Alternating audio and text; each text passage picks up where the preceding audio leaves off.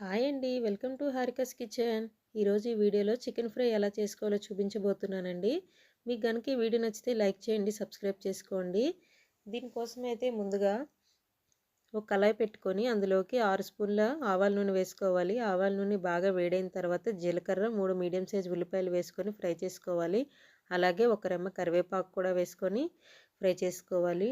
ఇప్పుడు అల్లం, తెల్లుల్లి, పచ్చిమిర్చి వేసుకొని ఈ విధంగా దంచుకోవాలి. ఇలా ఫ్రెష్గా దంచుకున్నదైతే బాగుంటుంది.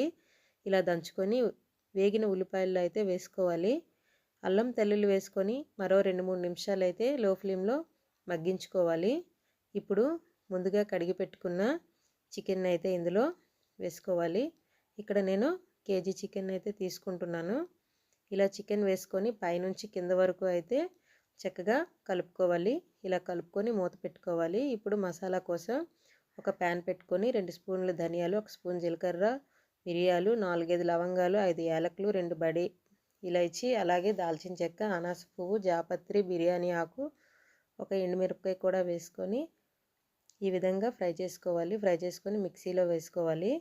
ఇప్పుడు మూత పెట్టుకున్న చికెన్ అయితే ఒకసారి తీసి కలిపి రుచికి సరిపడా ఉప్పు వేసుకొని మరొకసారి కలుపుకొని మూత పెట్టుకొని మగ్గించుకోవాలి. మధ్య మధ్యలో మూత తీస్తూ మగ్గించుకోవాలి.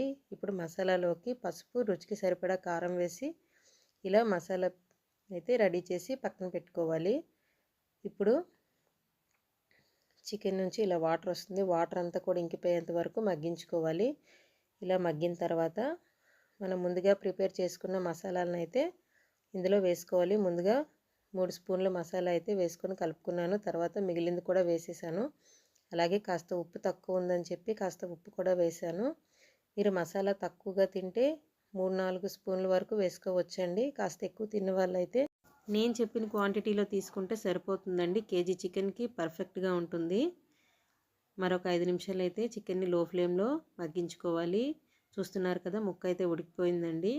మనకి చికెన్ ఫ్రై అయితే రెడీ అయిపోయింది. అంతేనండి, ఎంతో టేస్టీగా ఉండే చికెన్ ఫ్రై అయితే రెడీ అయిపోయింది. మీకు కనుక ఈ వీడియో నచ్చితే లైక్ చేయండి, సబ్స్క్రైబ్ చేసుకోండి. Thank you for watching.